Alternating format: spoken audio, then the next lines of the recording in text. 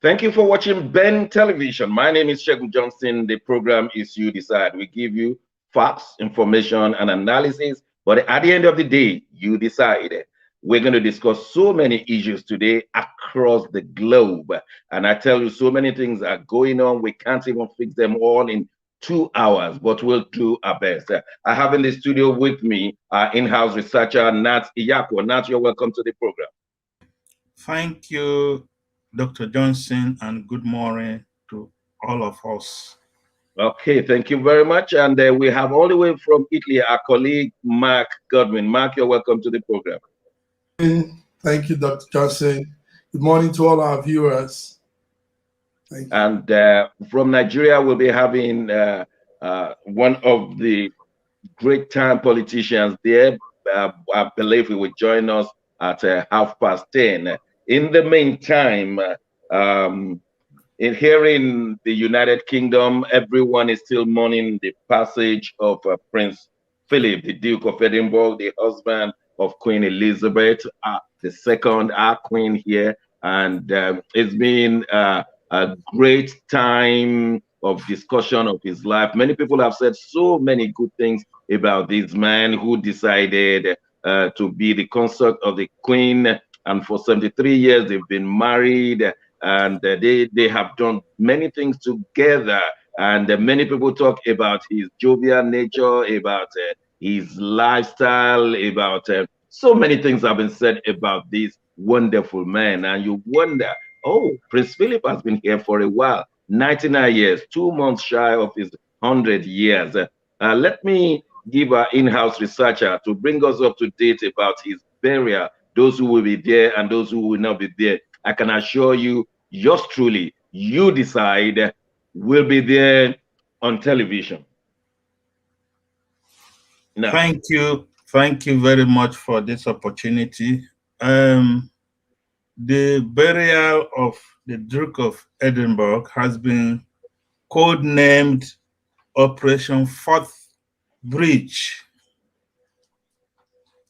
Is there any reason for that? What's the reason for codenaming it Forth Bridge? Well, even the Queen's burial already has a code name. Oh, okay. It's, for security reasons and for other reasons best known to the people in charge of the arrangements. They give such individuals, prominent individuals, members of the royal family, a code name. It's like a security code, which will be used. Yeah, which will be used or which has been in use since Saturday 10th up till Saturday the 17th of April 2021. But Fort Bridge sounds like a naval name, isn't it? It's a naval, something like a fort. Bridge. Yeah, but, no, fort, not fort. Well, fort could be a town along the sea or the ocean or the river. Yeah, that's what I mean. Yeah. Yes. Okay, go on. And he being a naval chief. Well, so since Saturday the 9th, the 10th, 11th, 12th, 13th, today is 14, activities have been lined up starting from the official notification by the Queen herself. We have had the 40-gun salute. We've had the church services. We've had tributes coming in from the Queen herself to the children of the Duke, to the grandchildren, and even the great-grandchildren. We saw Prince. What's the name of the youngest great-grand? The Prince. William's son. Oh, okay. We get what you mean. Go on. George, yes. Prince George has given his own tribute. And so the Duke of Edinburgh is lying in state in Windsor Castle, where he's going to be buried on Saturday, the 17th of April, 2021. And all eyes are focused towards that date now.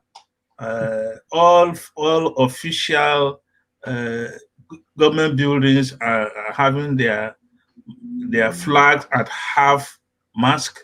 The Americans will call it half staff, a sign of commemoration, a sign of remembrance, a sign of homage being paid to the late Duke. And so since this burial arrangement is mostly going to be a family affair, there's a limited number of 30 people who are going to attend. And we curiously have been asking, the Prime Minister voluntarily decided to give up his seat to a member of the royal family. One day we will know who he made that sacrifice of. But as the Prime Minister, though we know is her Royal Highness government of the Queen. Queen is the head of the government here. Maybe there was a consultation between the Prime Minister and the Queen, and the Prime Minister, as a respect, decided to give up his own seat. The tributes are still coming in, and though there is a challenge now where more than 100,000 people have signed a petition to Parliament against the BBC. They are complaining that BBC is overdoing it. They are over advertising, or they are over publicizing the burial. The last time we had such a petition, there were 600 people, but now we are talking of 100,000 people. So will you suggest that this thing is these petitions are by the Republicans, those who don't want the monarchy in the United Kingdom, not necessarily that they have overdone it? Well, many people would think BBC and the Sky News have overdone it, but will it be because some people just don't want the monarch there, and BBC felt this is an occasion to publicize them? Is that the politics behind it? Well, let's agree that the addition is that taxpayers' money is being used. People are paying to view BBC television station, and people should have a say as to their programming. What are they showing to the public? I think that is one thing. We have the poverty-stricken people. We have the number of people that have died because of the COVID challenges, health challenges. They didn't have this type of coverage. Yeah. Okay, let's ask from Mark. Mark, in Milan, how is Europe taking this one as a publisher in Europe, and your media is covering the whole of Europe, the Schengen states? Please give us a feel of how everybody is receiving the coverage of the news of the passing on of Duke of Edinburgh.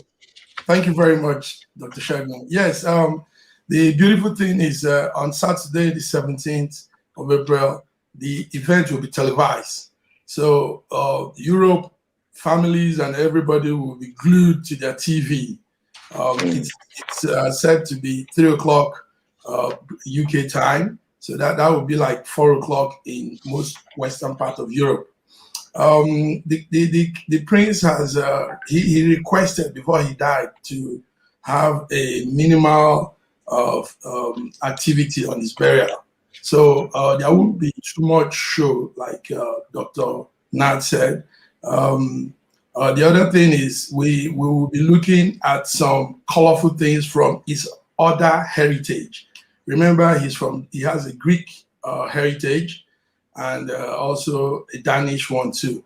So there'll be a fuse of these two cultural heritage on that day. So the Europeans are waiting to watch live. It's been said it will be televised, and we look forward to burying our Big Daddy on that day. We'll all be there, and I know it will be a good event. It will go out well. Thank you. Okay, thank you very much for that. Nat, Harry has flown in and he has been quarantining, as we were told, but he appears to have stolen the front page of most tabloids here. So why is Harry so important? Well, even before his self-exile, he was the most popular of the royals.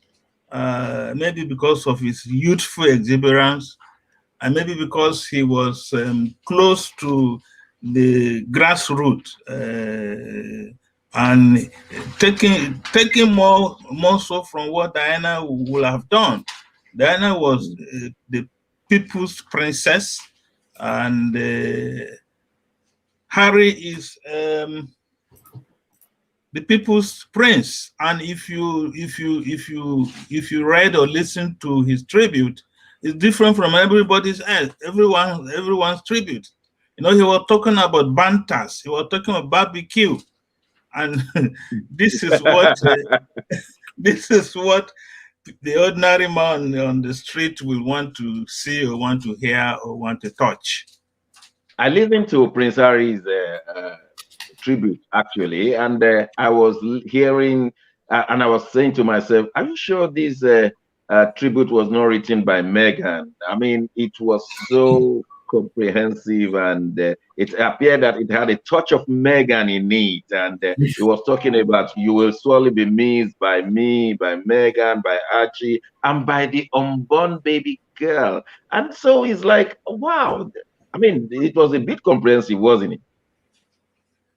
Well, the tribute was by Harry and Meghan, so everybody should be carried along in an attempt to soften whatsoever hardened ground or feelings in the past. And again, we as humans or human beings, we don't talk bad of the late. They are not around to defend themselves. And so we should be seen to be respectful to those who are no longer with us. And nobody again, this might be a watershed. We don't know what may come out of after the burial. Is this turning a new leaf, a next page of the relations in the royal family? Nobody knows. Yes, it's a bit dicey. Everybody has to be careful, the government, the royal family, and the people, because we know at the passing on of someone like that, the structural adjustment within the society may bring about something that nobody envisaged. So I think they've been careful. But then COVID has caused a bit of a challenge, hasn't it? 800 people whittled down to 30, and no other person except the royal family. Don't you think it's a bit conservative? Not even the prime minister, like you said. Well, but this is a conservative government, so it's not, the government doesn't have a hand in it even. That's the point. No, the prime minister, who is the prime minister, and the queen, who is the head of the government, there were enough and wide consultation, and I think eventually this is what we have. You will never know the details, you never know the compromises, you never know. So the common people are not represented, the Commons, I mean the House of Commons not represented, and then the British government not represented, not even the prime minister. Well, we will leave it at that and go straight to the success of vaccination in the United Kingdom. It appears it's working well. The rate of death has gone to 20-something unusually, and the rate of infection is going up, except for some South African variant they were talking about. AstraZeneca continue to be the champion. Nobody is taking Johnson & Johnson again, otherwise known as the Janssen, and the Moderna has been introduced here. So it appears that we are getting out of lockdown, and it may be permanent. Is that a fair assessment? But interestingly, there is now a Nigerian variant here in the UK. A non-Nigerian variant. A Nigerian variant. apart from the South African, there's a Oh. Nigerian. Yes. Yes. Hello. Yes. And the Prime Minister made a statement yesterday, and I don't know whether I'm the only person who is concerned. What does he really mean? He's saying that it is not the vaccines that brought down the figures in COVID infection or COVID death. It is the lockdown. Oh, okay. We'll come back to that in a second. Let's hear from Europe. Italy is still a quiet place. Tell us more, Mark. The whole of Europe, yes. Italy, France, Germany. Yes. You guys are not getting it right like we here. We're very proud now. Yes. UK is stepping up the game. The percentage of population fully vaccinated against COVID-19 in Europe is not too impressive. I mean, in the Western Europe. On percentage, a lot are doing very low. And yesterday, there was a big blow again with the Johnson & Johnson company halting production for now. So in Europe, Italy, for example, is having just 6% of the population, 6.6% thereabouts of the population has been vaccinated. Yes. That's pretty low. That's pretty small. That's very low. But the Prime Minister is saying that there is a goal to make sure they cover up before the next winter. Spain also 6%. Lithuania, Romania, all doing below 7%. Denmark, Austria, Germany, Cyprus, everybody is way low. It's just UK that is impressive. Take note that what has happened is also the AstraZeneca, excuse me, sorry, the AstraZeneca vaccine also caused some hitch. So here in Italy, we had cases of that blood clot, and it was halted too.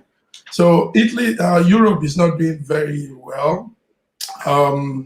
Now, for example, Italy has gone into an agreement, a collaboration with Russia for the Sputnik 5, but we don't know what is happening in that. We are having some reactions from the various industries that have been on lockdown, and they don't see any reason to be on lockdown any longer. So there are protests going all around Italy, in Rome, very, very violent protests in Italy, in Milan, and some southern part of Italy. So is for Germany and France. France also is going through a series of protests, and France is also going through the very, very intensified lockdown. So I don't know how the Europeans, the Western Europe, will meet up with the jab rollout. I don't know how they will be able to cover up before the next winter. But one thing we know is Corona has destabilized a lot of things. Corona has destabilized activities in Europe, Western Europe, and the EU leaders don't seem to know what to do now. As at Monday, there were still disagreements on plans to do what to do, and this is affecting the well-being, the total well-being of Europeans. So we just hope something will come up, some fast measures, and we hope it will come up very soon. Thank you very much for that. Nat, why do you think UK got it right in the vaccination? Even though we've missed so many things, but in this vaccination, we acted promptly, got it right, and the death rate going down, rate of infection going down, schools are back, restrictions are lifted, the whole place was was full of people, bars, restaurants, outside, parks. What did we really get right there? I think what we got right is starting the vaccination exercise at the right time and not delaying or not procrastinating as we did before when other people were locking down. The UK was not. The airspace was opened, no border controls.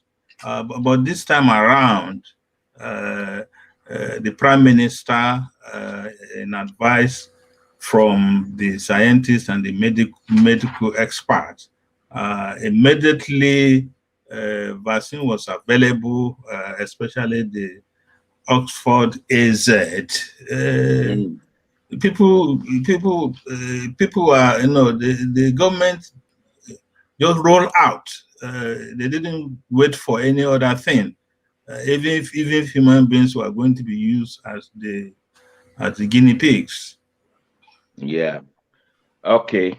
And the campaign, the campaign, a very robust campaign was mounted, even still going on.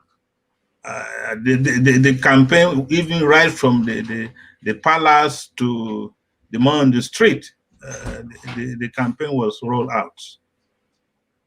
Okay, thank you for that. We'll just leave it there, and we'll be watching not only the United Kingdom but in Europe. Mark will be watching for us all over the Schengen states.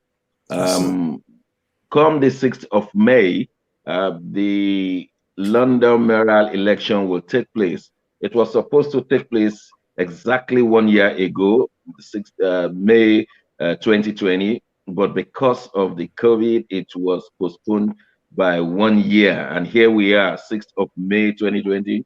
There are 20 candidates, mayoral candidates, and of course, there will be also election into the Greater London Assembly, now called the London Assembly. So London is full of campaigns, and there's so many new parties that have never had their names before, but they are all here. Of course, Sean Bailey is representing the Conservative Party. Sadiq Khan, the incumbent, is representing Labour Party. We have a lady representing Lib Dem, and then we have independents, including Nims Obunge, whom has been the leader of Peace Alliance here in the United Kingdom, and he's also contesting. In fact, we interviewed him a few weeks ago, and also we've interviewed Sean Bailey. Before the election, we may bring Sadiq Khan, as we've been talking, and there may even be a complete meeting with all of them. So we are looking forward to bring you the best. But let me ask Nat, what are the things happening in London concerning the mayoral election? Well, I think, again, it's statutory that every 4 years, the 6th of May, elections are held into the office of the mayor and the London Assembly. But with our experience in the past, it has always been a 2-horse race. But this time around, it seems it's going to be a 3-horse race from the publicity, from the campaigns we have been seeing on the print and electronic media. But we know on that day, on the 6th of May or 7th of May, one of them has to emerge as the mayor of London. So many factors are how have the candidates' manifestos or what they have been campaigning about, especially this issue of what were their recommendations, what was their role they played in the management of COVID in the past 1 year plus. What has been their role in race relations management in London? London being almost is like a country on its own within the United Kingdom because of the cosmopolitan nature of London. So many factors will be brought to play the economy, what has been Sadiq Khan's performance on the economy, performance on transport, performance on race relations. This is what is going to be a referendum on him. How has he performed in the last 4 years in these areas? Okay, and the way we see things here, most of the candidates are not tending to get across to the people. Apart from reading their names online, they don't seem to have impact. Apart from Shombeli, Nimsobunge, Sadiq Khan, you could hardly hear the other people campaigning. Is there any reason for that? Well, as I said, you have to stand on something to speak. To be hard. You have to stand on an issue to speak. That issue has to concern the people who are going to vote. Here, their votes will matter, and here individuals will vote according to their conscience. Individuals will vote according to what is pinning them down or pinning them up. They wear the shoes and they know where it pinches. And then the voting pattern is even a bit weird. You have to tick 2 marks. One, number 1 candidate, then the second one, number 2 candidate.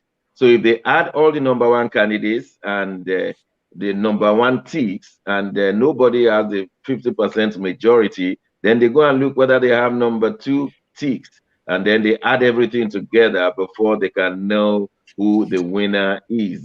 And if you don't have up to 5% of the votes, you lose your £10,000 deposit. Oh my word! Mark, is that how they vote in Italy too? No. It's not how they vote. I think the London mayoral election, it's because it's like Dr. Nat said, London is like a country of its own. So they need to be very careful with such an event, the election. With what we are following here, it will be a tough one. There are other candidates. We saw the candidate from the Green Party, candidate from the Liberal Democrat Party, the 2 ladies there, and we're also watching Shombeli, your guest last time, and the sitting mayor from the Labour. It's going to be a tough one. The election style, I think the voting style was chosen because they want to have they want to have an exact winner. In most cases, when there are that just pick one aspirant, in some cases you have a tie. So this time, with that 2 options, there will be 1 winner, and they will know that that person won in that category. So we look forward to 6th of May, and we know it will be a very hot one. Whatever happens in London affects the whole of Europe. Take note of that. So yes, it affects the whole of Europe. London, even if though you are out now from the EU, but there is still that connection. It somehow comes down to the Western Europe and the other parts of Europe. So Europeans are also watching on the London mayoral election, and we are looking forward to. We hope to see a new face. We hope to see a black man also for those of us in the African community in Europe. Shombeli and our other brother last time, we hope to see one of them win. So there could be a change in administration and in some other things too. Thank you. All right. Thank you very much. We'll go on a short break right now. And when we return, we'll be welcoming a man from Nigeria, Emmanuel, and then we will have to talk also about the volcanic eruption in the Caribbean. Don't go away, we'll be right back.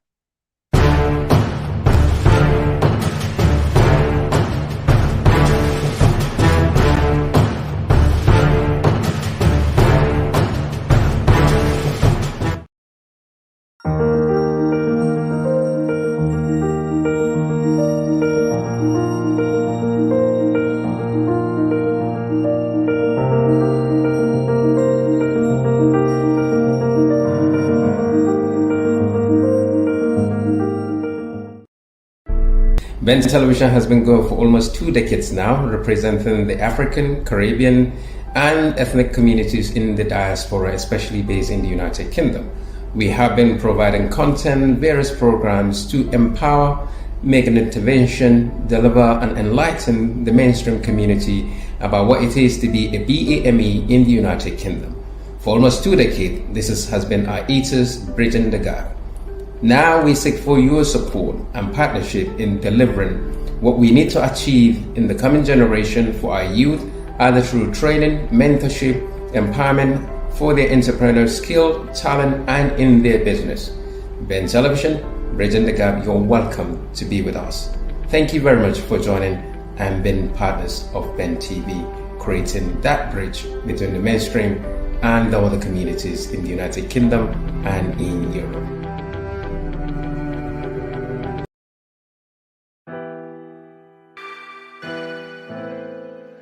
Schengen Story Magazine is an African international bi-monthly magazine based in Milan, Italy, and founded in 2016. The publication focuses on personalities, fashion, style, entrepreneurship, and culture for Africans. The articles on food, movies, fitness, music, travel, sports, technology, and books are also featured. Our lives full of best stories. A lot can happen in a month. Expand your mind, change your world. It's Schengen Story Magazine's full editions, celebrating Africans make an impact. Read better, the inside story. Your fashion magazine for a better lifestyle, inspiring stories for you. Your monthly dose of entertainment, a better mind keeping you updated. Hashtag Schengen Story Magazine. Get Schengen Story Magazine full editions. It has been 1 year of coronavirus, and that sickness has affected the whole globe. The aftermath will even be worse, the way the scientists are telling us. And we believe that we need to counter it right now. If 1 million souls should do good to 1 other million souls, it will be a better place. So we want to start this project. 1 million souls to do good to 1 million souls. Why don't you join us? You don't have to register anywhere. Follow me on Twitter at Segun Johnson UK for daily tips. There we show you how to do good to 1 person. Always remember, 1 million souls, do good to 1 million souls.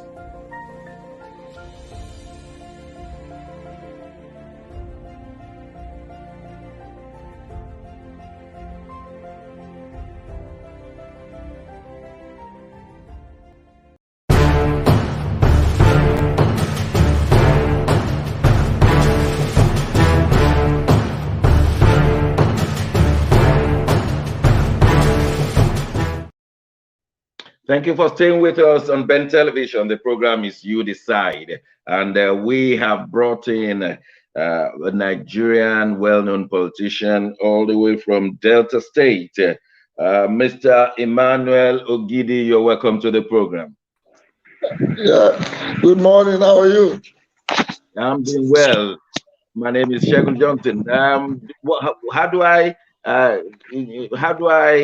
introduce you to the whole world? Is it Mr. Emmanuel, Chief Emmanuel, Dr. Emmanuel, Professor Brother Emmanuel? Brother Emmanuel. Brother Emmanuel. At the moment, you're at Asaba in Delta State. Is that correct? Right. And you are the South chairman of PDP? No, the immediate past. Oh, the immediate past. And so many things are happening in Delta State, which we will be asking you later. You'll be glad to tell us those things. Sure. I will, definitely. Okay. All right. In the meantime, we have been told of a serious volcanic eruption at La Soufrière in St. Vincent and Grenadine. Now, those of us who are used to the Caribbean will know that this is a place of volcanic eruption in the last 200 years. The last one happened 40 years ago. And in fact, the name of the volcano, La Soufrière, is from the word sulfur. That is the volcanic that brings up sulfur. And there have been days of bringing out of sulfur. And the whole place is covered in black ashes. 16,000 people have been evacuated, and now the whole place has to be made habitable again, and it will take some time. The British government and the nearby governments have been helping. Maybe we could have a look and see how these things have affected the lifestyle in St. Vincent.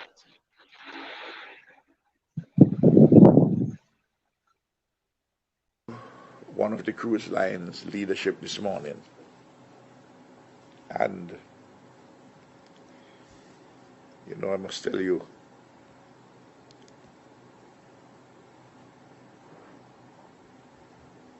the way in which people in St. Vincent and the Grenadines and in ordinary people and in Grenada and in Dominica, St. Lucia, and Antigua,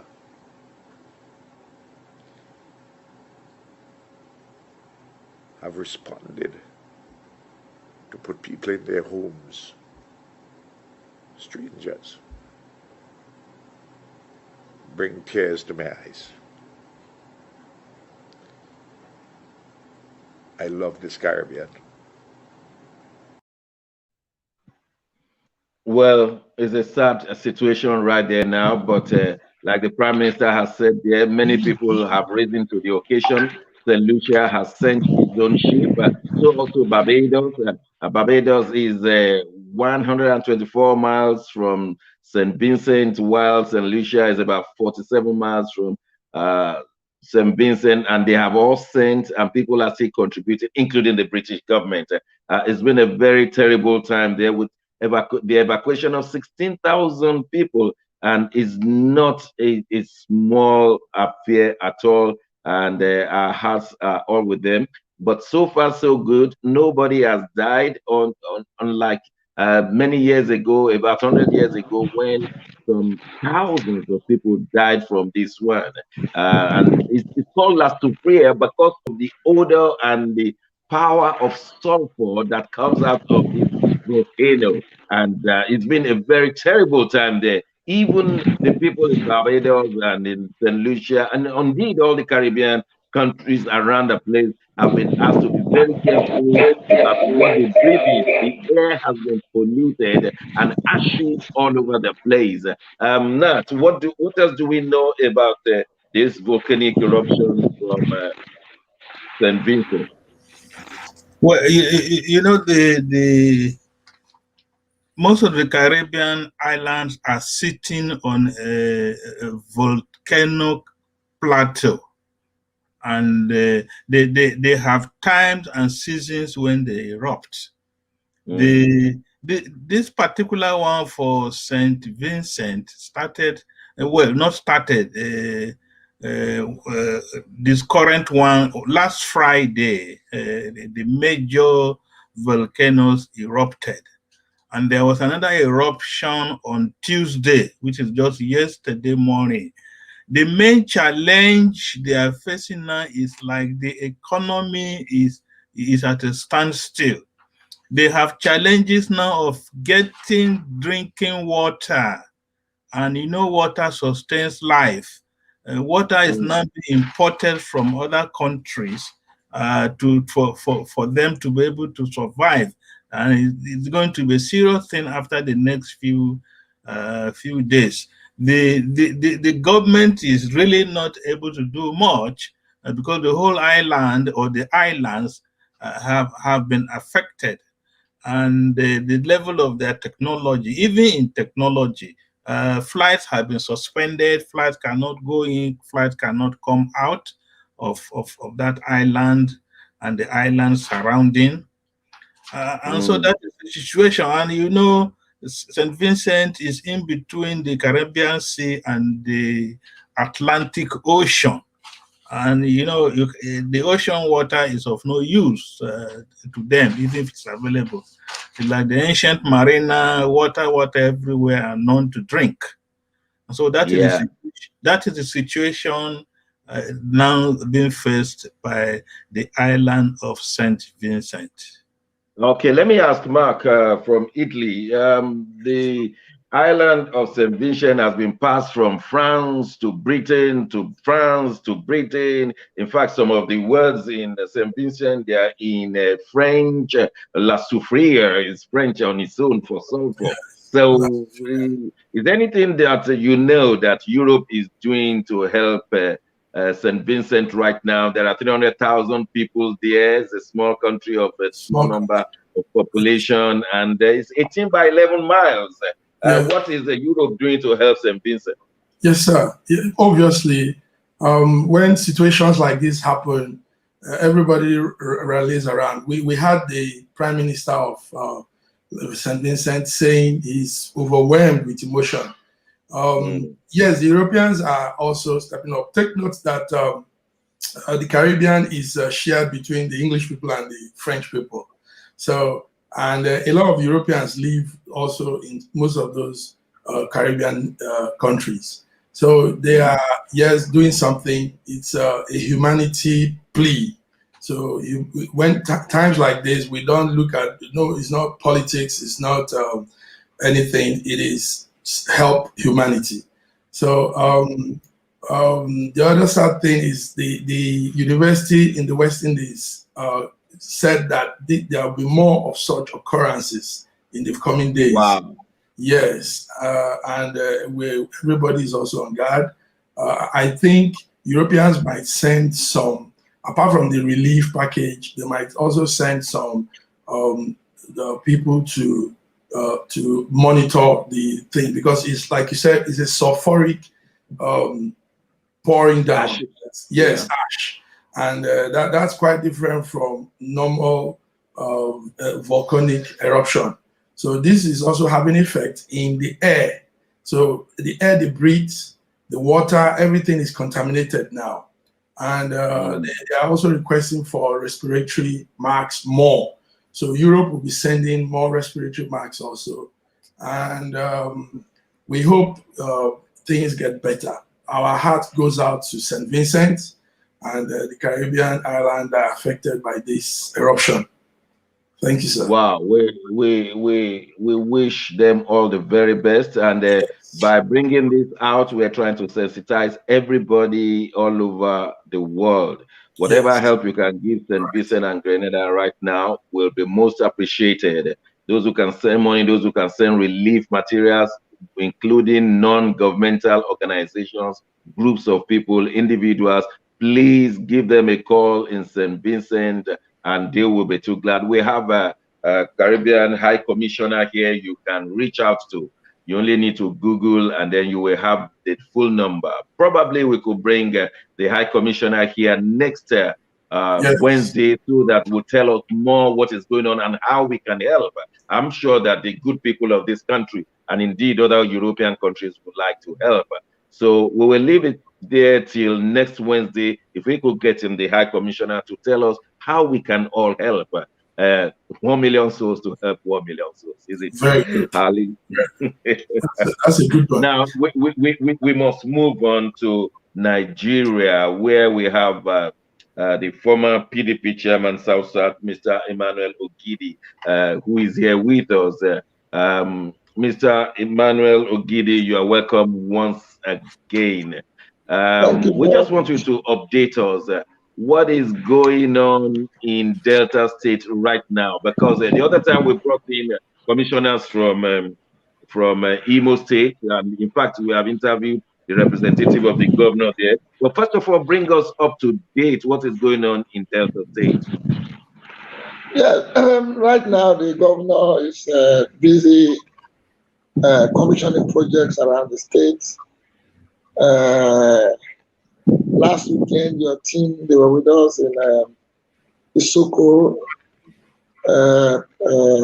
precisely on Zoro in Isoko North, where we had our by-election, because we lost one of our assembly members, Honorable Tim Wifere, who was the majority leader in the House of Assembly.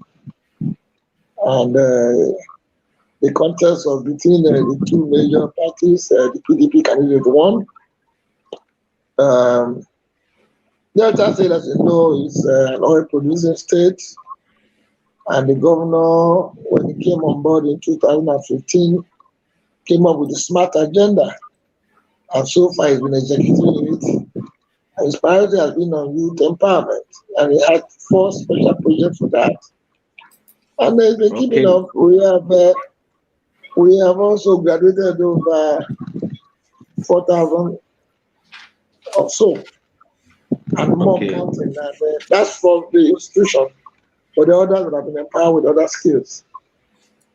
Okay, we look at the medals table at the ongoing National Athletics Championship going on in Edo State. And we see that Delta State is not doing badly. I think you're in the 3rd or 4th position right now.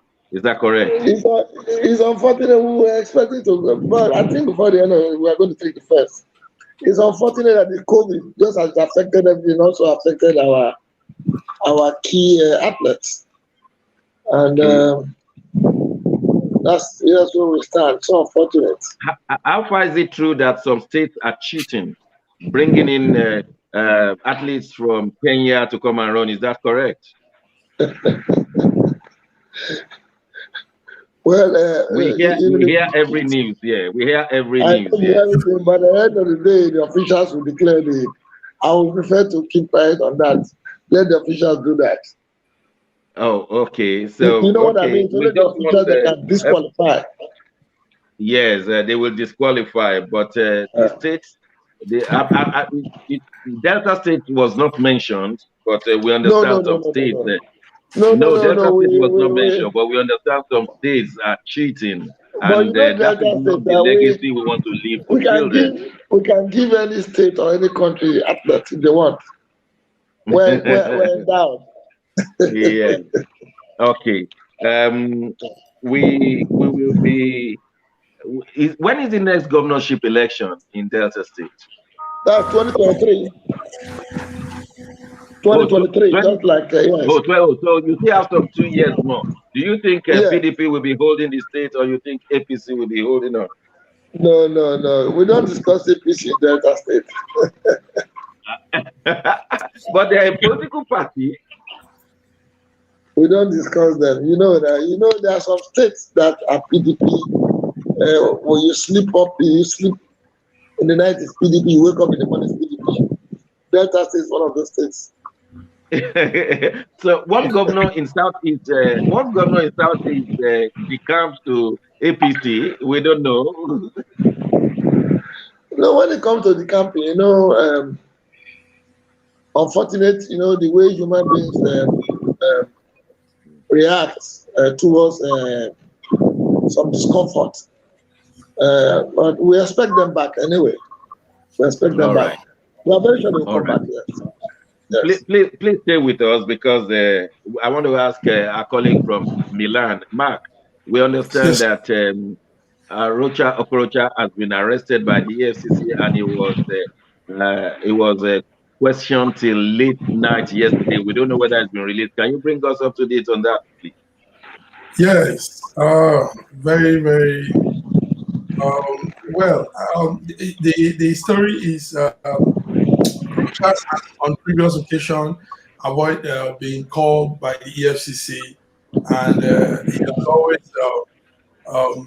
Can you hear me? Yeah, we can hear you. Okay. There's a background noise I'm hearing from this side.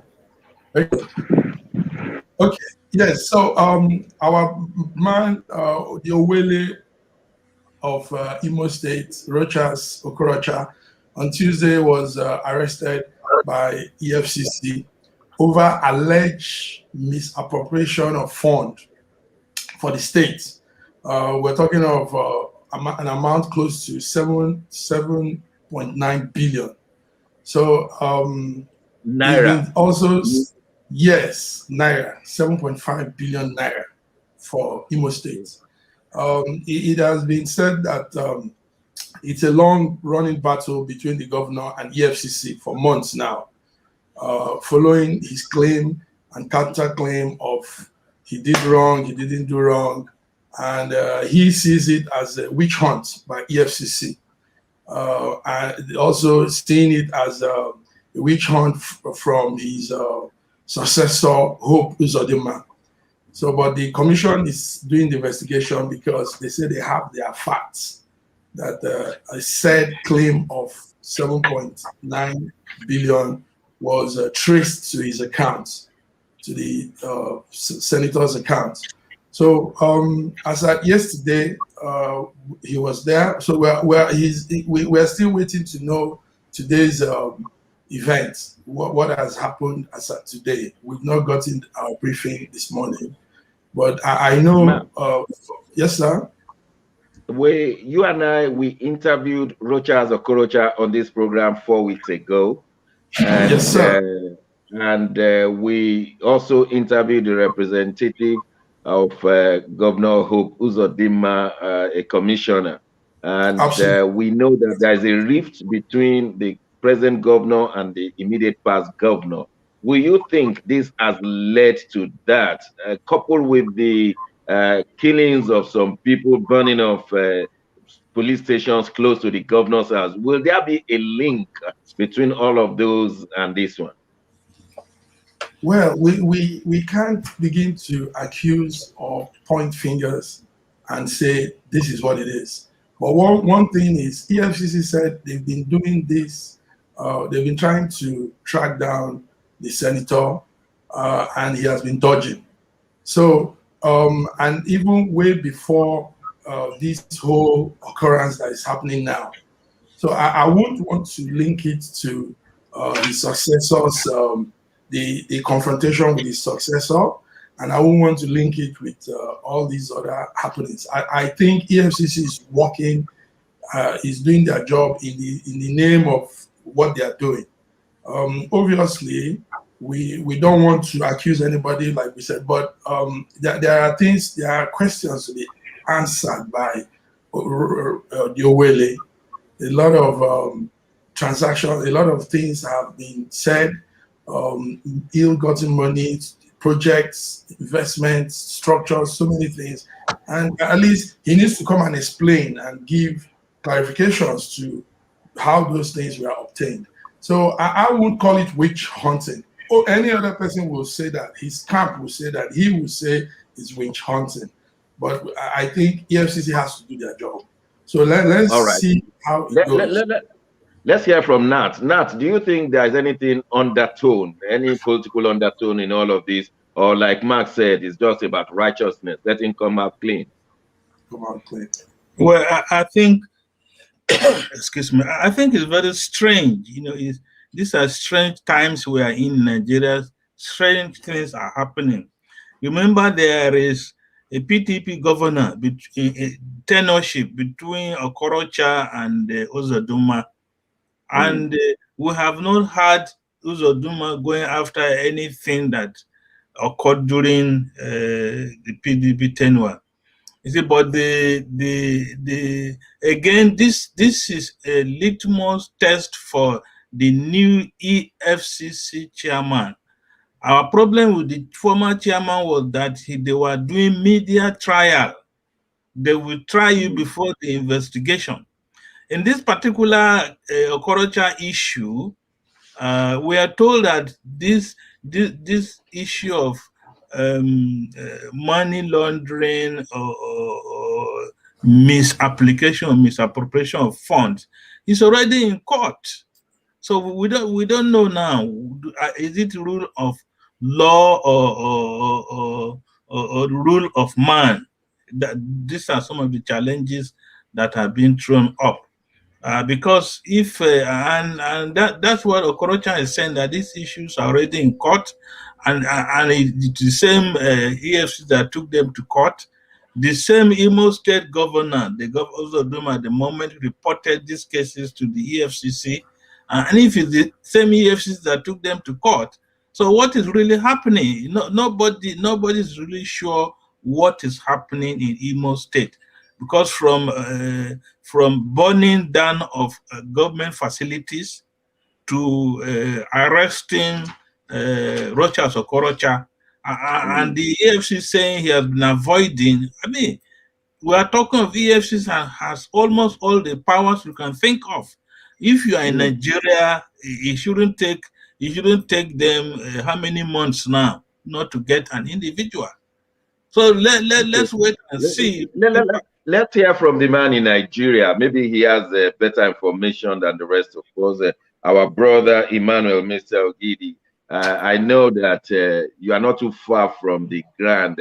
What are you hearing concerning these arrests, and what are the issues involved? Maybe you know more than us. Please tell us. Well, you know, most of these things with the governors and the EFCC, it's mostly media trial, I can tell you that. If you follow the law, it's only the state assembly that can say a governor did this or did that. But sometimes, I don't know, I think it must be their own internal matter. APC fighting APC. You know, my colleague just said PDP said, no, it's an APC thing. If you recall what happened to Zodima and it's not today started. Well, both of them were in PDP before. So when they left the APC, they started fighting. We don't encourage fights in PDP. But I'm not by this saying that if somebody is actually guilty, it should not be held. I'm not by that saying it. But most times it's media trial that EFCC is doing. Let me ask you one question. We interviewed Senator Rochas a few weeks ago, and he told us a new movement is starting. He called it a new Nigerian movement, and that was a bit of what APC will accept. Do you think this is why this problem is occurring? New Nigerian movement, which may rock their presidential election from 2023. Maybe because what he's saying is going to cut across parties. Maybe that's what is causing this problem. Yeah, let me also remind you, you asked me about the sports camp. Okay, but you know that Delta will always take first. I told you that time. Yeah. I'm sure you have the information. We took first. And why I didn't want to comment on the other machinery you talk about. Yeah. I was told it was very messy. The state has to do with Bayelsa State. And they brought in the machinery. But if you look at the man's face, the man looks like a Bayelsa, really.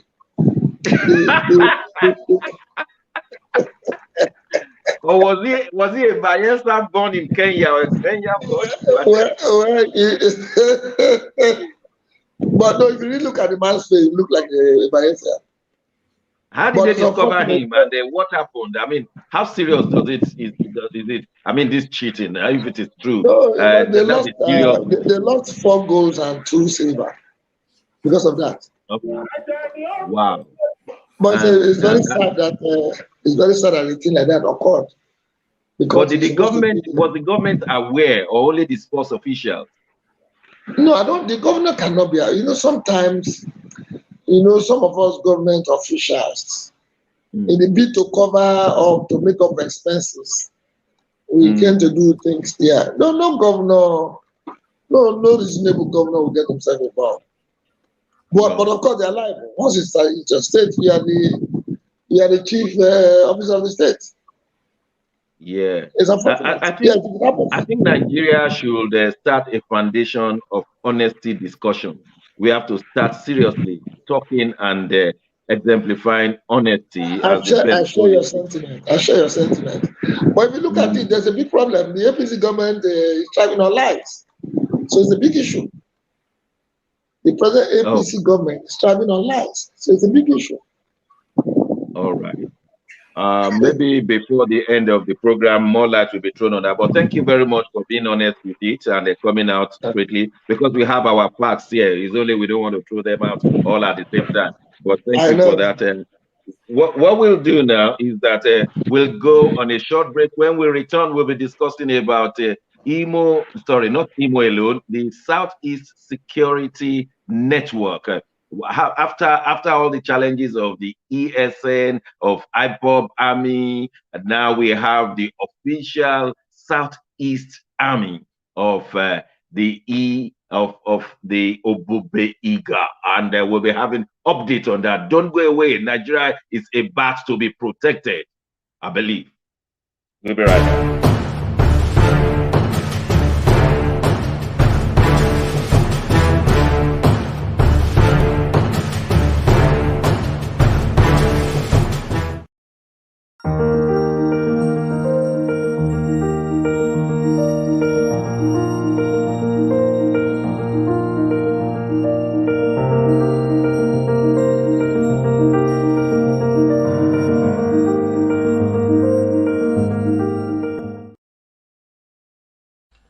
has been 1 year of coronavirus, and that sickness has affected the whole globe. The aftermath will even be worse, the way the scientists are telling us. And we believe that we need to counter it right now. If 1 million souls should do good to 1 other million souls, it will be a better place. So we want to start this project. 1 million souls to do good to 1 million souls. Why don't you join us? You don't have to register anywhere. Follow me on Twitter at Segun Johnson UK for daily tips. There we show you how to do good to 1 person. Always remember, 1 million souls, do good to 1 million souls.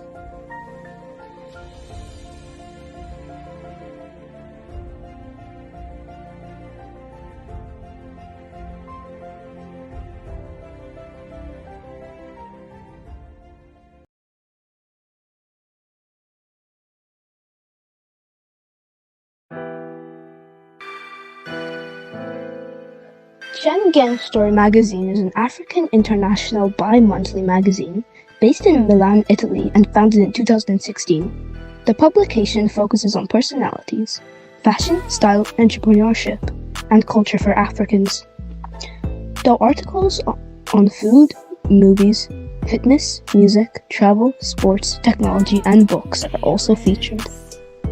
Our lives full of best stories. A lot can happen in a month. Expand your mind, change your world.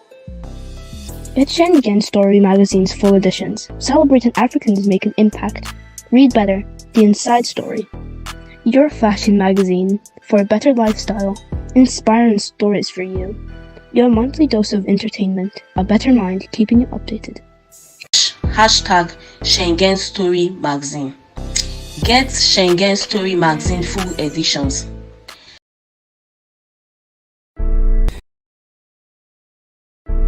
Ben Television has been going for almost 2 decades now, representing the African, Caribbean, and ethnic communities in the diaspora, especially based in the United Kingdom. We have been providing content, various programs to empower, make an intervention, deliver, and enlighten the mainstream community about what it is to be a BAME in the United Kingdom. For almost 2 decades, this has been our ethos, bridging the gap. Now we seek for your support and partnership in delivering what we need to achieve in the coming generation for our youth, either through training, mentorship, empowerment for their entrepreneurial skill, talent, and in their business. Ben Television, bridging the gap, you're welcome to be with us. Thank you very much for joining and being partners of Ben TV, creating that bridge between the mainstream and the other communities in the United Kingdom and in Europe.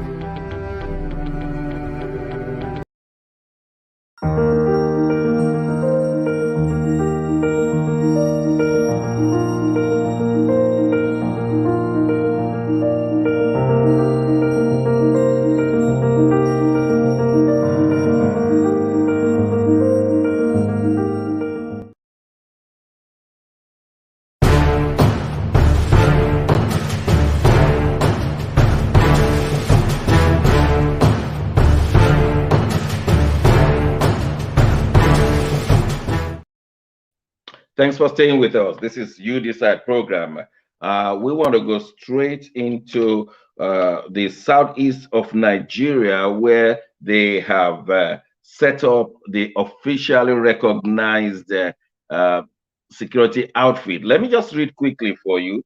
It says the governors of the southeast have gone the way of their southwest counterparts by establishing a regional security outfit to tackle criminality. At a security meeting in Owerri, Imo State capital on Sunday, the governors announced the establishment of Ebube Agu.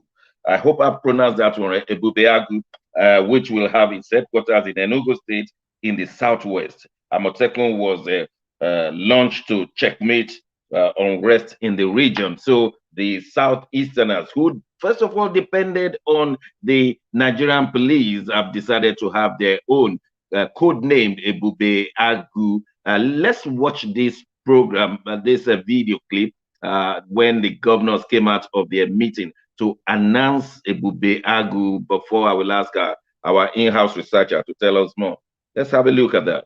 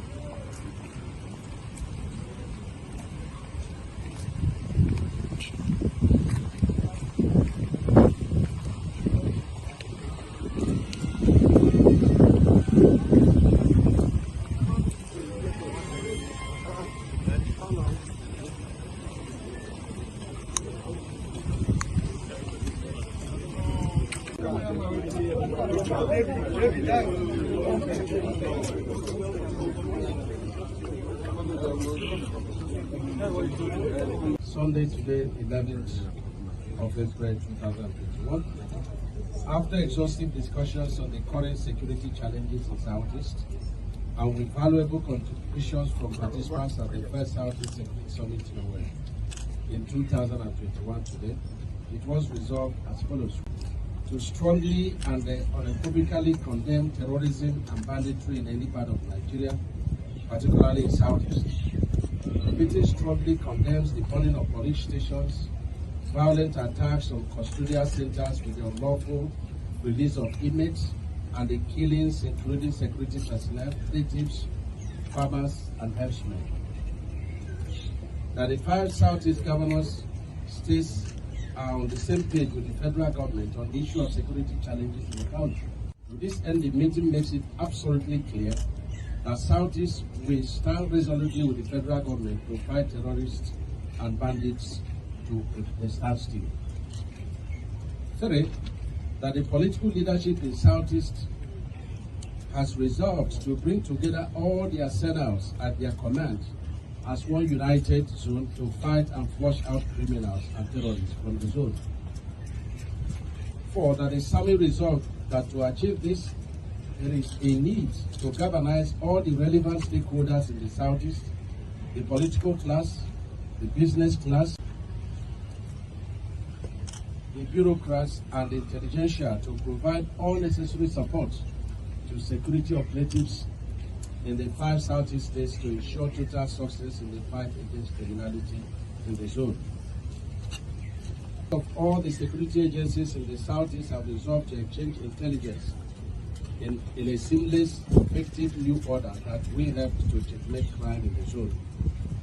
That to fast-track crime busting in the Southeast, the heads of security agencies have been mandated to draw up a comprehensive list of their logistics and material needs for sustainable success in the fight against criminality for the immediate provision by the leadership of the Southeast and federal government. Made up of security personnel, government officials, and relevant stakeholders be set up to coordinate and monitor the implementation of Southeast Joint Security Platform. We applaud the initiative of Southeast Security Summit. Well, that was the group of governors from Southeast presenting their case. Nat, too late and too little, or what do you think? Yeah, it's too late and not too late, but too little. What do you mean too little? You mean they cannot match up what is going to happen? No, and because of the divisions in the Southeast geopolitical zones, the man who read the communique is the governor of Ebonyi State, Dave Umahi, who has defected from PDP to APC. Incidentally, that is the only geopolitical zones that have less than 6 states. Northwest has 7, Southeast has 5, and that is the former Eastern region or Eastern Nigeria. And we know that even after the Civil War, the scars and the negative effects of the Civil War that was fought in the 70s is still there. And with the agitation for for independence, especially by IPOB Biafra, it has added more security challenges to the southeast region, and the governors have their plate full with challenges. This regional security outfit are coming as a response of the federal government's inability or have failed woefully in providing security and welfare for Nigerians. And we have only one police force, and the federal government, initially, when Amotekun started, said it was not constitutional. They had told the Southeast governors before that it was not constitutional. They were recommending state police for the Southeast. But the Southeast have come to appreciate that they have to learn to defend themselves by having an indigenous security outfit, which has been codenamed Ebeagu Agu, which I'm told is something interpreted to be either a leopard or a lion, something very close to Amotekun.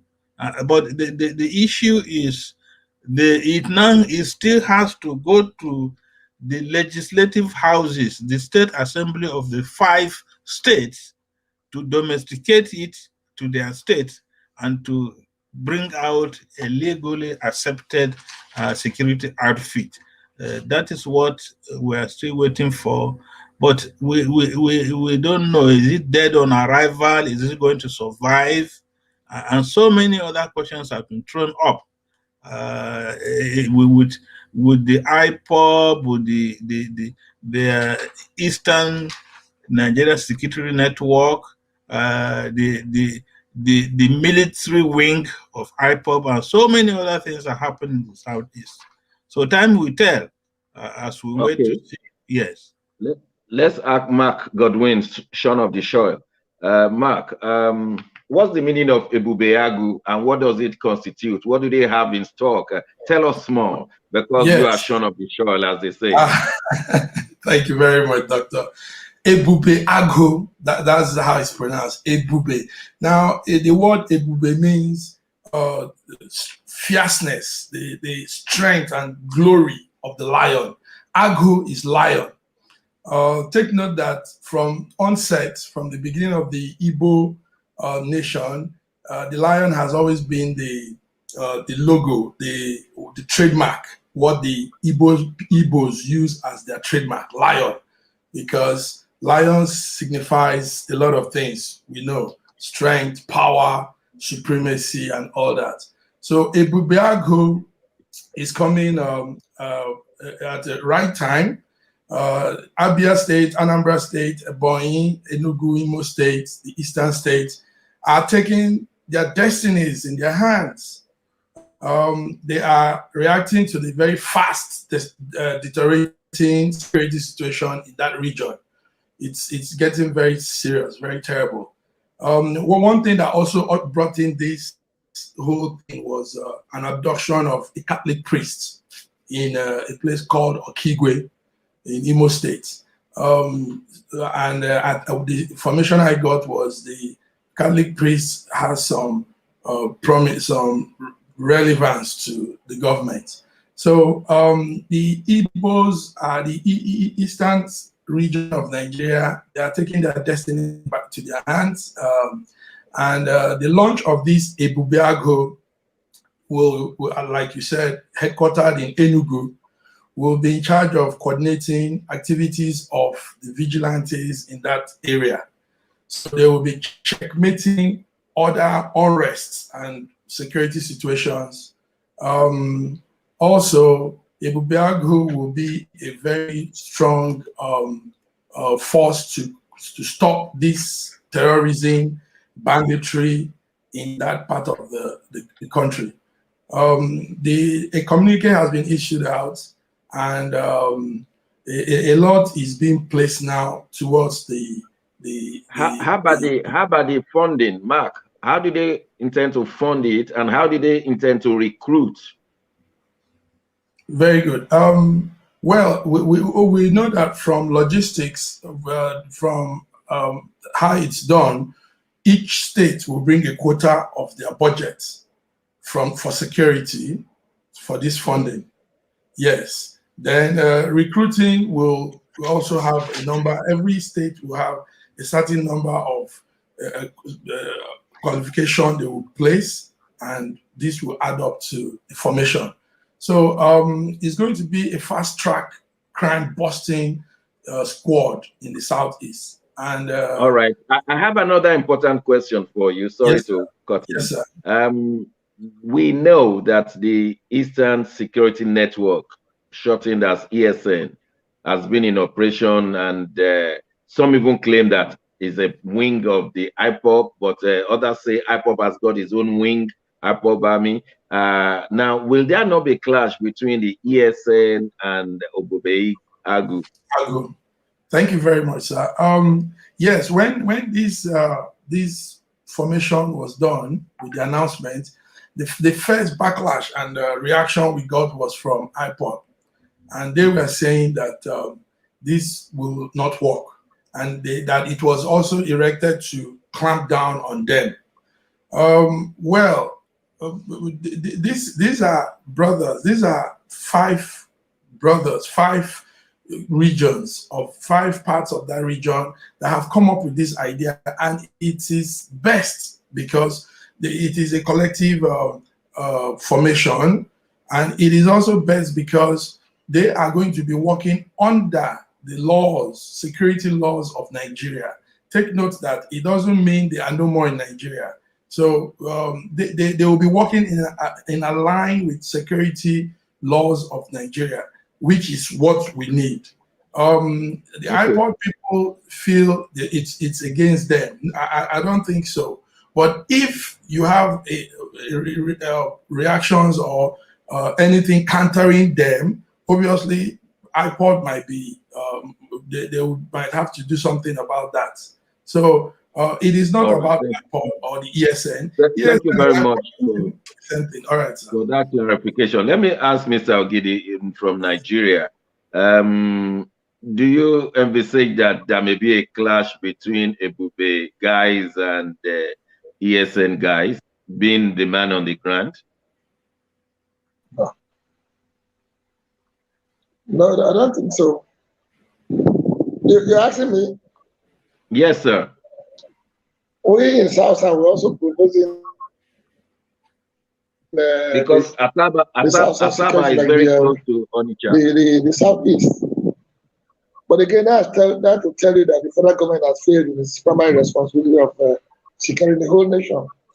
This is really, really unfortunate. Well, since they have taken this go on, sir. I said we have taken our destiny in our hands, so God Almighty will help us.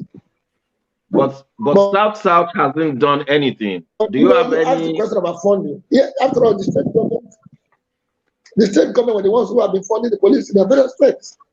When they have state security meeting, it's the state government that gives the money for security in the states. So funding will not be a problem. Does the personnel they're already there. Does the South? Sorry to disturb you, sir. Does the South yes. have something in place like Ebube Agu yes, or Amotekun? Do you know of anyone? Yes, it's in the process. We have delegated Ambassador Keshi to put the paperwork together. But each of the states, they have their own outfit now as we speak. Okay. And how far is it? We have what we call the neighborhood watch. They're almost concluding. How far is it legal? Is it a legal one? You know, Amotekun had to go through the 6 states House of Assembly. Yes, no. Like I said, each of the 6 South states, they have theirs restricted to that. Now we are now looking at the collective. It's when it is zonal that it can be effective. So Ambassador Keshi has been assigned that responsibility by the 6 South governors. All right.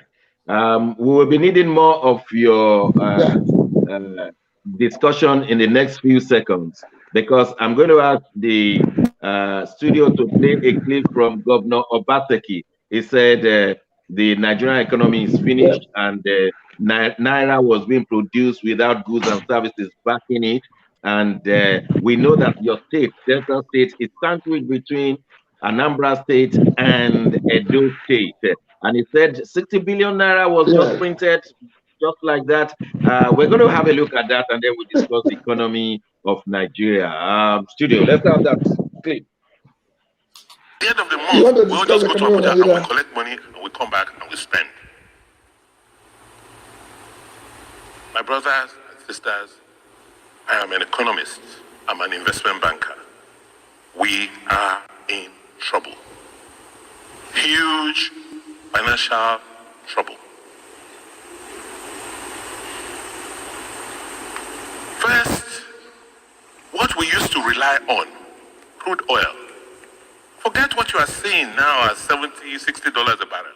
It is only a mirage. It's only a question of time. Because the major oil companies, Shell, Chevron, who are the ones producing, they are no longer investing as much in oil. Chevron is now one of the world's largest investors in alternative fuel. Shell is pulling out of Nigeria. So, in another year or so, where will we find this money that we go to Abuja to share every month?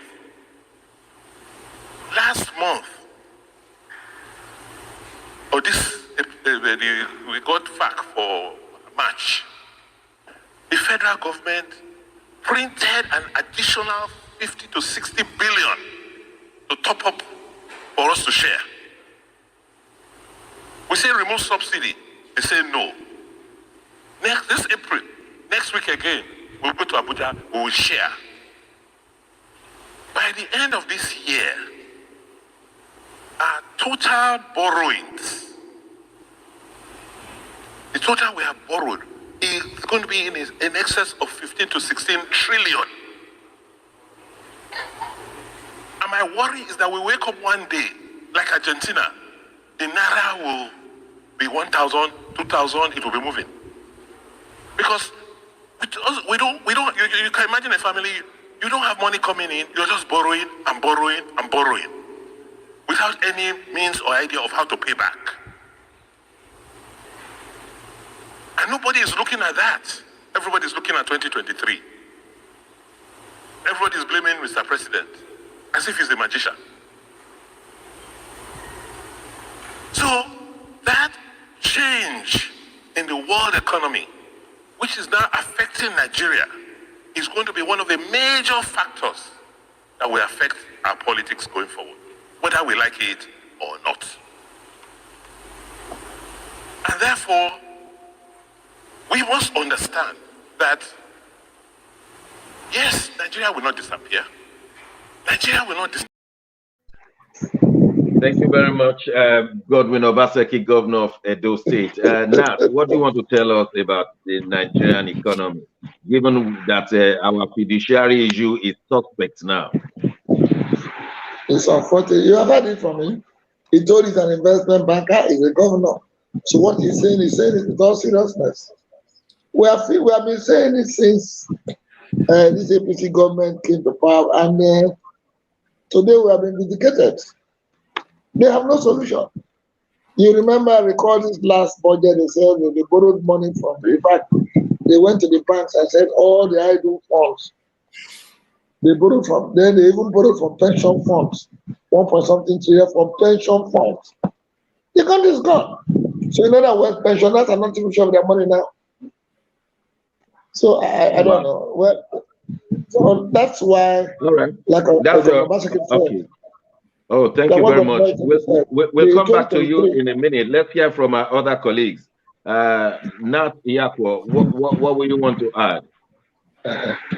Well, the thing I want to add is in Nigeria, and in fact since independence, all decisions are taken with political consideration and not economic, and there are two different ball games.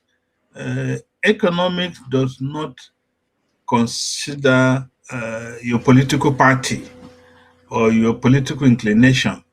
Economics is based on factors of production, factors of demand and supply, factors of creating the wealth of nation, creating wealth for the nation, for the citizens to share in this wealth, baking the national cake. That is what the economy does. But this is not what we have been doing. We have been doing rent collection and sharing, as Obasaki just said. And we have been talking of diversification of our economy 40, 50 years ago. But oil came and blinded us, and that is what we have for it today. We cannot survive as a nation when we now become, we are beggars, because everything we are going to borrow. And you're borrowing for the next generation yet unborn, and they will not be able to pay.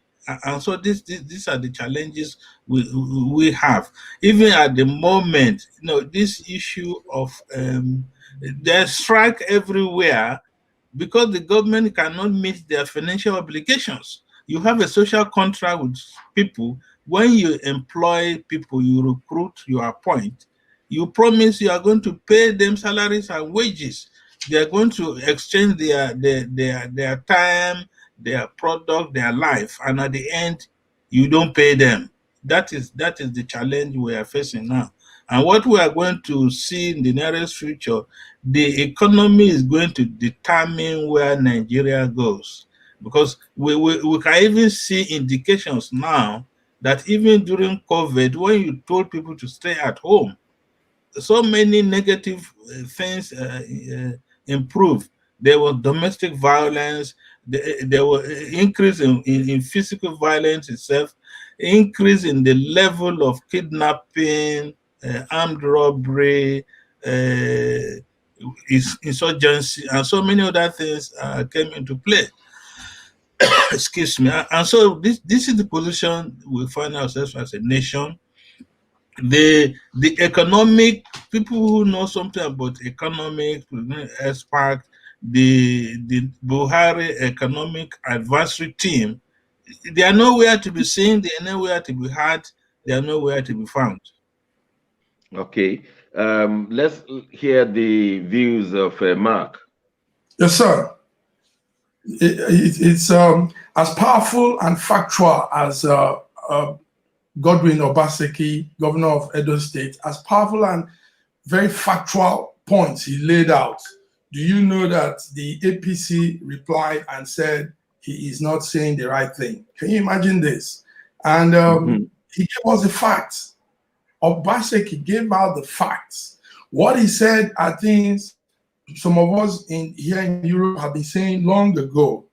I've spoken with some senator friends, and I've told them that, listen, you guys are down, you're heading down to doom if you continue with that way of borrowing money, relying only on this oil. And you know the interesting thing, one of the things the governor was trying to say, apart from the one he said, Nigerian totaling amount we have borrowed so far by the end of 2021 will be 16 trillion naira.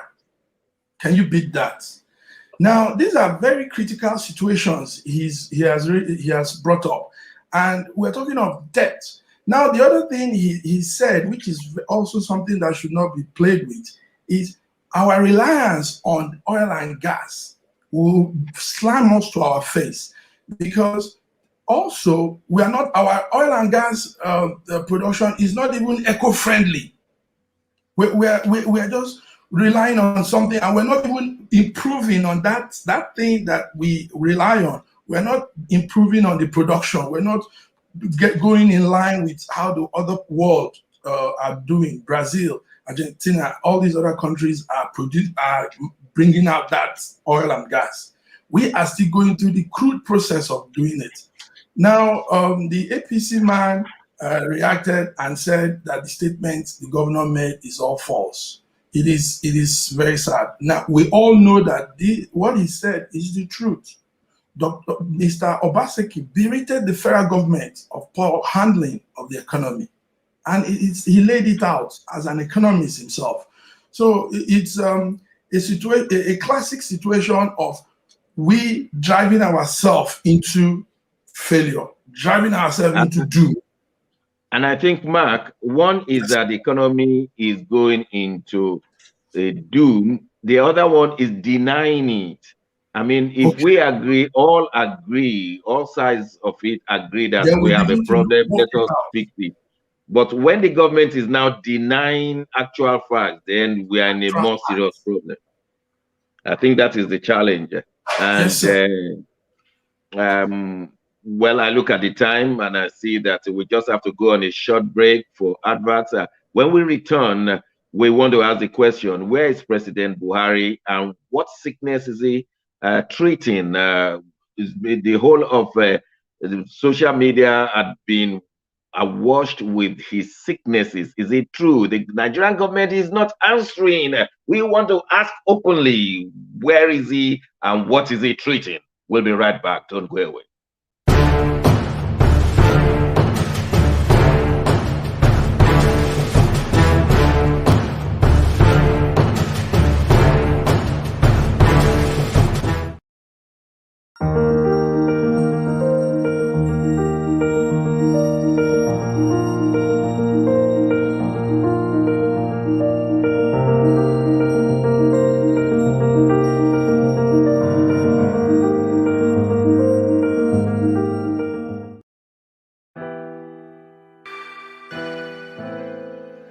Schengen Story magazine is an African international bi-monthly magazine based in Milan, Italy, and founded in 2016. The publication focuses on personalities, fashion, style, entrepreneurship, and culture for Africans.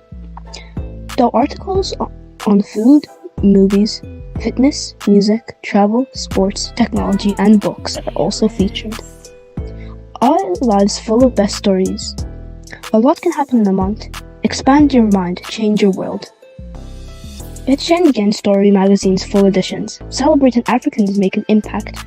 Read better, the inside story. Your fashion magazine for a better lifestyle. Inspiring stories for you.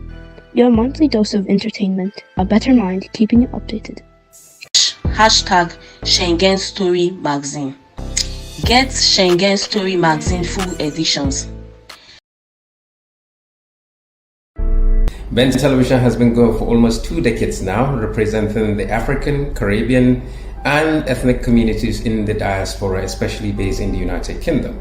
We have been providing content, various programs to empower, make an intervention, deliver, and enlighten the mainstream community about what it is to be a BAME in the United Kingdom. For almost 2 decades, this has been our ethos, bridging the gap. Now we seek for your support and partnership in delivering what we need to achieve in the coming generation for our youth, either through training, mentorship, empowerment for their entrepreneurial skill, talent, and in their business. Ben Television, bridging the gap, you're welcome to be with us. Thank you very much for joining and being partners of Ben TV, creating that bridge between the mainstream and the other communities in the United Kingdom and in Europe. It has been 1 year of coronavirus, and that sickness has affected the whole globe. The aftermath will even be worse, the way the scientists are telling us. And we believe that we need to counter it right now. If 1 million souls should do good to 1 other million souls, it will be a better place. So we want to start this project. 1 million souls to do good to 1 million souls. Why don't you join us? You don't have to register anywhere. Follow me on Twitter at Shegun Johnson UK for daily tips. There we show you how to do good to 1 person. Always remember, 1 million souls, do good to 1 million souls.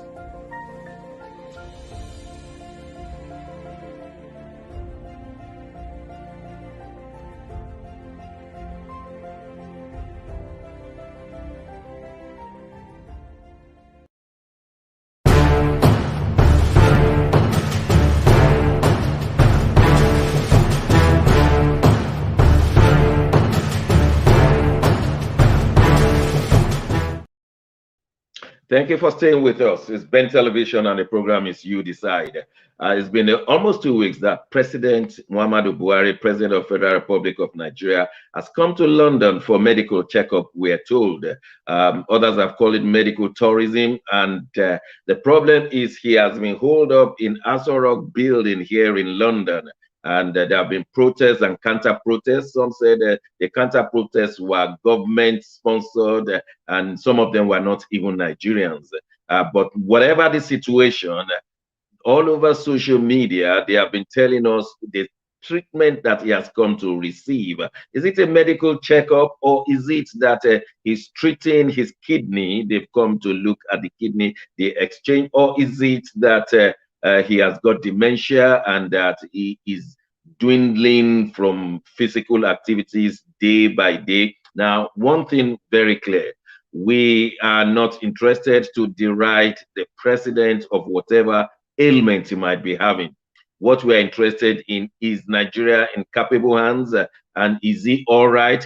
Is he fit to run the country with all the challenges of his kidney and his brain? These are the things Nigerians are interested in, and nobody's telling us anything, or nobody's telling Nigerians anything. And for that reason, when this message went out of social media saying that he has kidney problems and he has dementia problems, and the federal government is keeping quiet, then we of the media have no problem but to bring it out to say, is this true or not? Federal government must speak right now. And what is happening to the president of a nation like Nigeria, that nobody hears anything from the government with progress or regress, as the case may be? And this is why we are asking, does he have a kidney problem? If it is true, we sympathize with him. Does he have dementia? If it is true, we sympathize with him.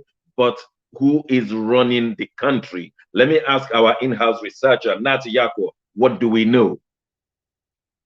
We have seen Buhari online, because all the statements that have been accredited to him is here in London, if he's still in London, and he's commissioning projects in Nigeria. He's writing letter to the King of Jordan that is in a short rest here in London, and he is saying in fact he's running Nigeria from London here or wherever he is. Because that was what Garba Shehu told us, that in this era of internet, artificial intelligence, digital technology, Buhari will be running Nigeria for 2 weeks through the internet. And again, if it is 2 weeks, tomorrow will be 15th of April. Buhari is supposed to be making his way back to Nigeria. If it is 2 weeks, even if it's 2 weeks working days, that's 10 days. And from the grapevine, it's not likely that the president is anywhere near going back to Nigeria, because he's not had access to his doctors, unless it is the medical routine medical checkup is being done online. Let me ask Mark. Mark, now one thing is for the president to be ill, and nobody can accuse him of that, because illness may come at any time, and we should be able to sympathize and empathize with someone who is ill. But the other thing is for the government to be put in safe hands, so that there will be no jeopardy to the Nigerians. Is that not what is in our constitution? Should not that have been done? Mark, help us out. Yeah, exactly, Doctor. You're on point. You're correct, sir. Nigerian President Muhammadu Buhari's visit to London has received so many outcry from opposition party, from critics, from everybody. It has been too frequent now. Like we said some time ago, this is his 12th trip for medical treatment. He said he is not really ill, that he's not ill, but he needs to receive some treatment and probably some checkup. Well, the sad thing there is, Doctor said it all. Dr. Nat is always giving beautiful insights to issues. Buhari is, let's call it proxy presidential walking. This is on the proxy. And he's doing it also with gadgets. But in the normal sense, the vice president should take over, and we should also be briefed on what is going on. Nigerians should be given at least daily. You see, we copy democracy, but we're not copying it as much as we should if we want to follow this path. The American government, for example, give daily briefing on the presidency and his activities. Daily, every day there's a briefing. So that way people are kept informed and we are following. And that is the democracy. You're carrying the people along. You're making them go along with what is going on. So, but in our case, it's a different thing. Because you know why, Dr. Segun? Because every presidential every of our presidents sees anything about him as opposition.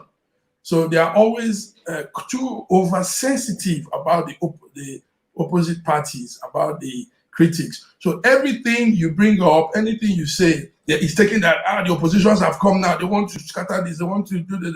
So they keep everything underground. Okay, let's talk to the man from the opposition party in Nigeria, Brother Emmanuel Ogidi. You are in the opposition party. So what do you say to Mr. President operating digitally? When we are told that Mr. President doesn't like computer, no laptop, no... so we've been told he doesn't use all those things. Now they told us we will be running digitally. But what's the opposition and the position of your party? You see, we have been shouting, and thank God Nigerians have started hearing what we're saying. Look, before he traveled, there was this scam that they brought up about fixing Port Harcourt refinery with $1.5 billion. Yeah. You can see that. Meanwhile, you don't have Panadol. Meanwhile, you don't have Panadol in ASO clinic. You want to spend $1.5 billion to refurbish a refinery. Whereas the cost of constructing that same type of brand new is much, much less than that.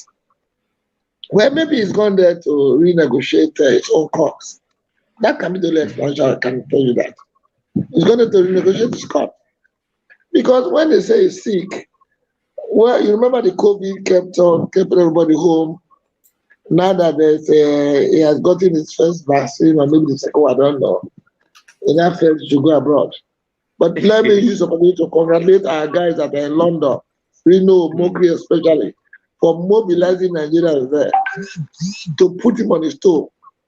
Look at the ridicule in this thing, that the best Nigerian hospital is in London. That's what social media is saying. The person that got to Nigerian hospital in London, it's a shame. Look at the Tanzanian president that died. A role model president. Can't we copy? Can't we copy?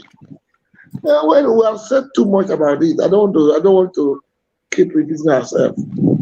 Maybe we should just ask you now, if PDP candidates should win come 2023, will the president be coming out for hospital treatment? How can he be coming out? Because he knows that there's going to be a problem. You know why? To refix this country, you need somebody to sit. Look, it's going to be a huge problem to refix the country. Because the country has been brought to its knees. I've been listening to the in-house. That was what Buhari said. That was what Buhari said. He said, I would never go out for treatment outside of Nigeria. No, it was all scam. I told you APC was a scam party. It was a scam to remove PDP. Now, Nigerians know better. Nigerians are forgiving us. They know better. The 2019 election, it was rigged. They kidnapped the whole results. They didn't win it. They took the 2019 election. They didn't win it. It was a scam. Oh, all right. Thank you, brother Emmanuel. I just have to ask Nat Yakwo. It's 70th anniversary of kidnap of Chibok girls. What do we know now? Are they all released? And has the security improved in Nigeria? Of course, I can answer that one. The answer is no. But 7th anniversary of Chibok girls kidnap. What else do we know? Well, this is a national disaster, a national scandal, a national shame, a national disgrace that 7 years ago, 276 innocent girls who are preparing to write their senior secondary school exams on the 9th of of April 14, 2014, invaded the girls' secondary school Chibok and took away 276. Some of them escaped along the way.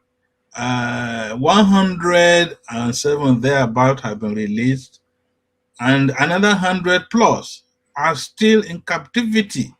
Whether they are alive or dead, we have not been told, but we know that some individuals are in the know, they are in the picture. But the consequences of that is what we have had following the Chibok exercise. Then we came to Dapchi.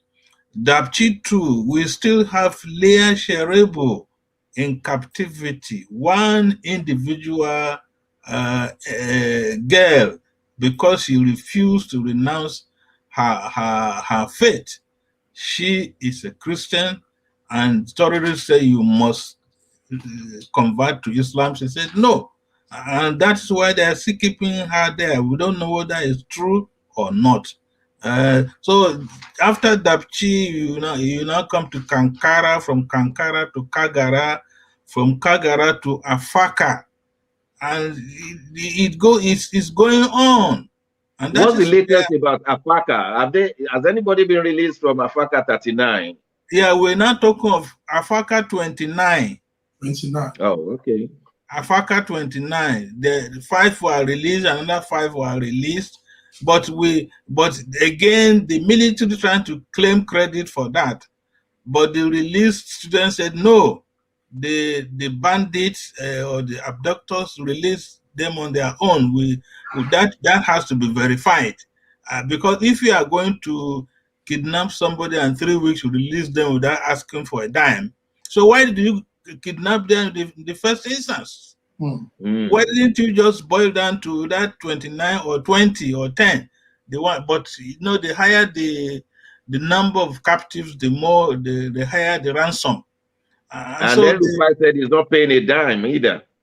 Well, that is Yarufai. That is politics, you see, because he had paid in the past. Why not now?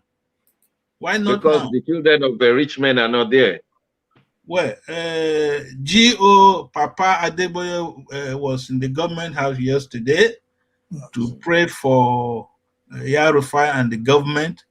And he's declared once again, because that declaration has been made in the past, that insecurity in Nigeria will be a thing of the past. And we said amen. Well, we better be saying amen. That's the only positive way now. We better be saying amen. That's the only way, positive way. Yes, so the insecurity thing is here with us. There are killings in southern Kaduna on a daily basis. In Niger State, almost 4 or 5 local governments have been taken over by the bandits, and they are killing people every day, destroying their livelihood, rustling their cattle, and people will now live in fear. Who is safe in Nigeria?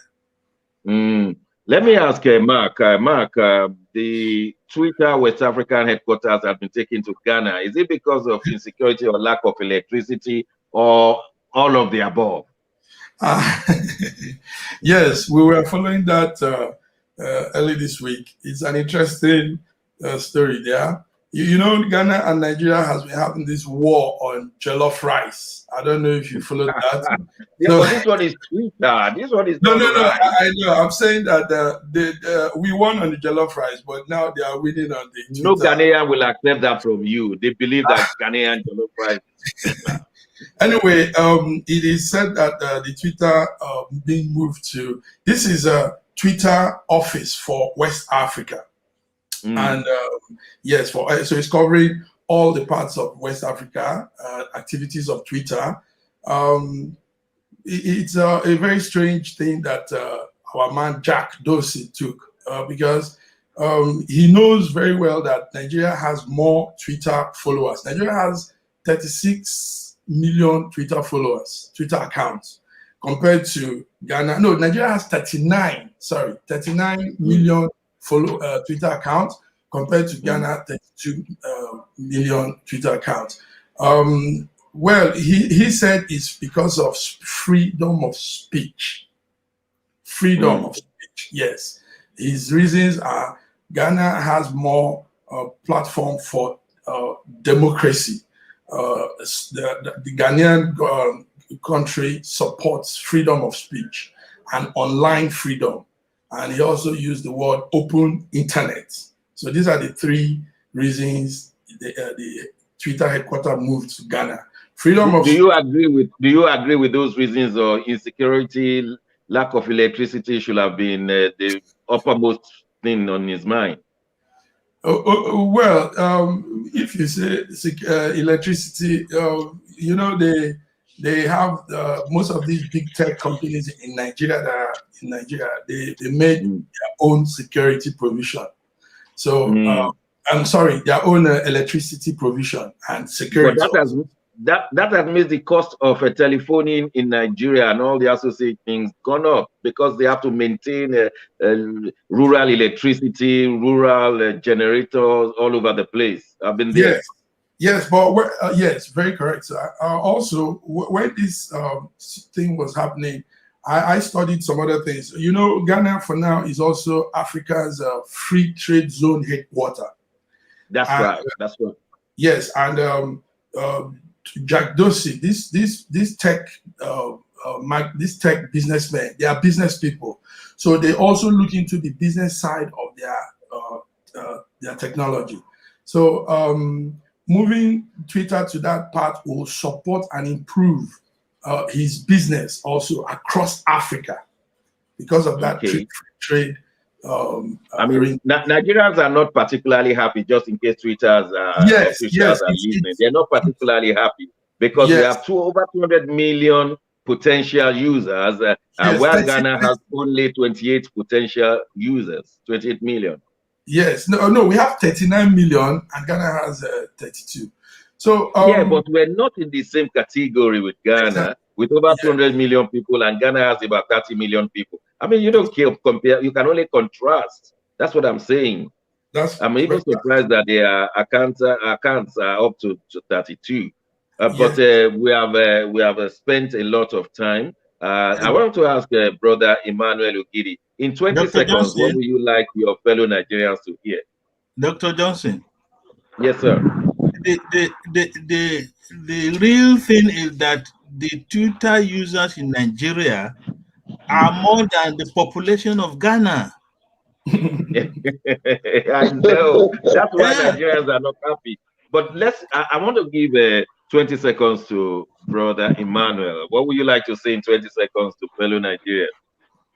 Well, I want to plead with them to shine their eyes and vote for PDP because APC has failed. Look at you discussing insecurity. Look at how long. And I must commend you. You were honest enough.